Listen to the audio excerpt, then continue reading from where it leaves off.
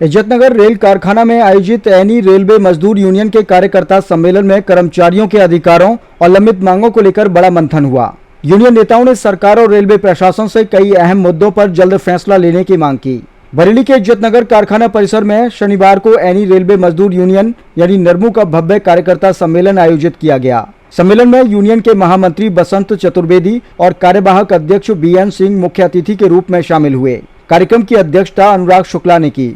कारखाना मंडल मंत्री परवेज अहमद ने कार्यकर्ताओं को संबोधित करते हुए कर्मचारियों के हितों की रक्षा के लिए संगठन की एकजुटता पर जोर दिया। उन्होंने कहा कि मजबूत संगठन ही कर्मचारियों के अधिकारों की सबसे बड़ी ताकत है और हर कार्यकर्ता को कर्मचारियों की समस्याओं के समाधान के लिए सक्रिय भूमिका निभानी होगी। सम्मेलन में महामंत्री बसंत चतुर्वेदी ने कर्मचारियों से जुड़े कई महत्वपूर्ण मुद्दे उठाए। उन्होंने 8वें वेतन आयोग में न्यायोचित फिटमेंट फैक्टर, रेलवे कर्मचारियों के माता पिता को चिकित्सा सुविधा में शामिल करने और रिस्ट्रक्चरिंग प्रक्रिया को जल्द लागू करने की मांग दोहराई। उन्होंने कहा कि नरमू कर्मचारियों के हर अधिकारों की लड़ाई पूरी मजबूती से लड़ती रहेगी।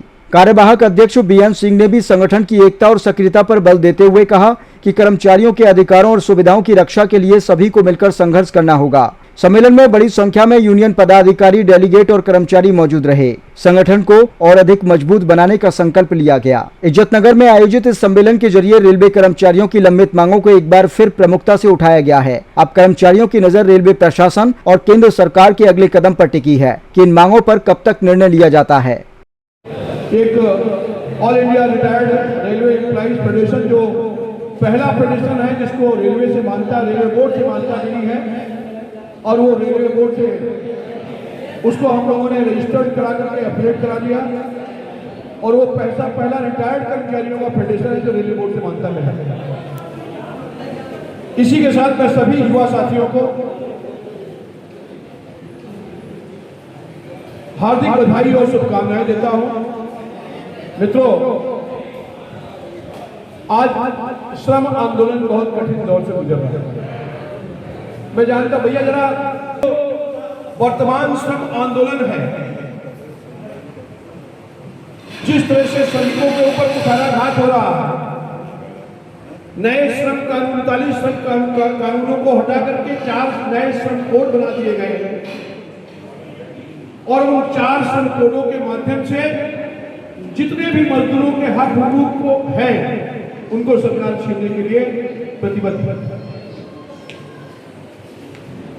आपके उन अधिकारों को जो अंग्रेजों के जमाने में लड़ करके ऑल इंडिया रेलवे फेडरेशन ने, क्योंकि नए बच्चे नहीं जानते होंगे कि ऑल इंडिया रेलवे फेडरेशन का रजिस्ट्रेशन और उसका संघर्ष 1924 में शुरू हुआ।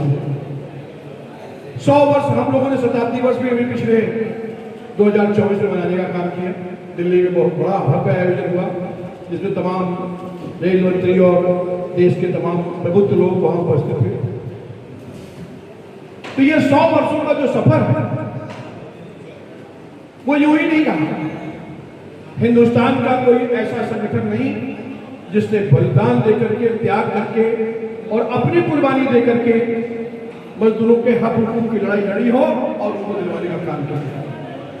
जो लोग भी यूनियन कार्यालय में जाते हैं, खासतौर पर डेलीगेट साथी, देखा होगा वहां एक बोर्ड लगा हुआ है जिसपे 5 लोगों के नाम लिखे हुए हैं कि संसार के 5 रुपए दिए के लिए संसार में वो 5 लोग जान से मार दिए गए।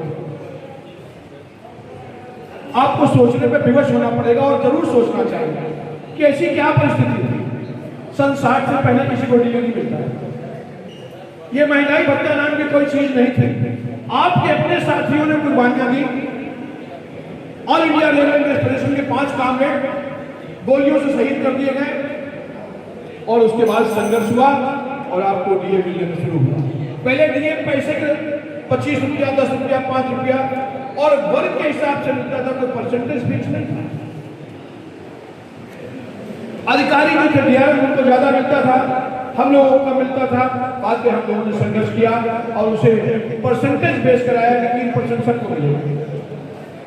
भाई उनकी बेसिक ज्यादा है तो वो ज्यादा मिलेगा, लेकिन कम से कम यूनिफॉर्मिटी हुई और सभी को 3% मिला।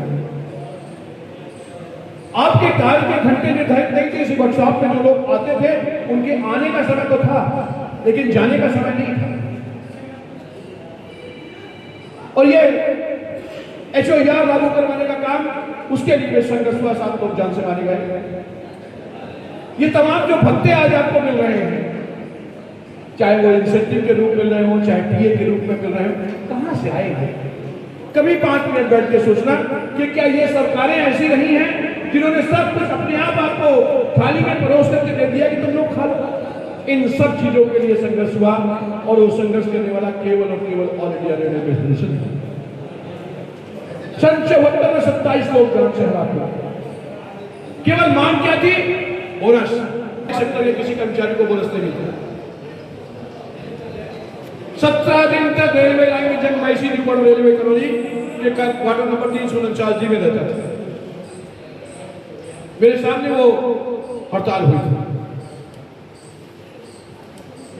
और मैंने वो मंजर भी देखा और मैंने उस इंदिरा गांधी का दमन चक्र भी देखा था कि कोई आदमी पुरुष कोई घर पे था नहीं,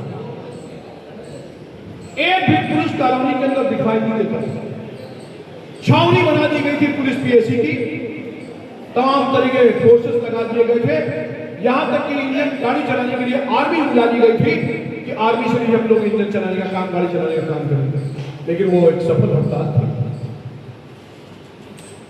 भले ही हम लोगों ने कुर्बानियां दी, लेकिन आज आपको बोनस मिल रहा है, उस पर भी ग्रहण लगाने का काम सरकार करने जा रही है। लेकिन ऑल इंडिया रेलवे फेडरेशन के रहते हुए वो सफल नहीं होगा। तमाम कैटेगरियों में बांट करके आपको, चाहे वो ट्रैकमैन हो, चाहे गार्ड हो, चाहे करके वो आपकी ताकत को भी छीन करने पर लगी हुई है कि किसी तरह से उनकी ताकत को भी कमजोर किया। और तमाम यूनियन बना करके आपके लोग आपकी ताकत को कमजोर करने के लिए, क्योंकि डिवाइड एंड रूल जो अंग्रेज लोग दे गए थे, बांटो फूट डालो और राज करो, वो आप फूट डालो और राज करो, आपके बीच में ये सरकार का और हर सरकार की नीति है। और ये सरकार तो कुछ ज्यादा ही है, यकीन मानिए। ये कैडर रिस्ट्रक्चरिंग जो है ये भी फाइनेंस मिनिस्ट्री में अटकी हुई है, और अभी मीटिंग हुई थी हम लोगों की NJC मीटिंग में मैं गया था, तो उसमें भी कैबिनेट सेक्रेटरी भारत सरकार से कहने का काम किया, भी तो उसमें फाइनेंस सेक्रेटरी भी थे, और उन्होंने आश्वस्त किया कि हम जल्दी आपका, हमारी सरकार ने, रेल मंत्रालय ने लिख के दे दिया कि जो भी इसमें एक्सपेंडिचर होगा कैडर रिस्ट्रक्चरिंग में, जो भी खर्चा हायर ग्रेड की पोस्टें बढ़ेंगी, उसका जो एक्सपेंडिचर होगा, उसका जो बर्डन होगा, वो रेल मंत्रालय स्वयं बेयर करेगा, वहन करेगा उसका।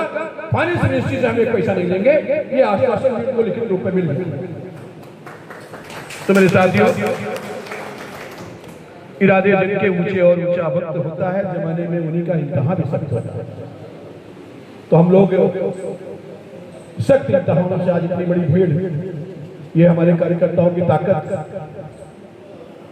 तो हम कब कहां से कह सकते हैं कि हम लोग मानता में हैं या मानता में नहीं। मानता में होना या मानता में होना, ये ना होना, ये किसी का कोई मापदंड नहीं। आपके काम ईमानदारी से देखिए। आप आज, मैं बहुत सारे अधिकारी मेरे बहुत पुराने साथी हैं, बसंत जी आपको आने वाले समय में बड़ी मुश्किल आएगी। ये मेरा जरूर कहना है कि बस बहुत नाजुक है। आज ट्रेड यूनियन को लोगों ने राजनीति करने का रूप दिया, और आपको समझने की जरूरत है। हमारे नए युवा साथी हैं, पढ़े लिखे बच्चे हैं, विवेकशील हैं, कि हमको अपने विवेक के साथ राजनीतिकरण में नहीं जाना है, ना हम जा सकते हैं। हम ट्रेड यूनियन करते हैं, और ट्रेड यूनियन में हम अपने कर्मचारियों की सेवा करना, हमारे दायित्व उनके प्रति क्या बनते हैं उन्हें बताना, और कोई अधिकारी उनका शोषण करता है उस अधिकारी को समझाना, और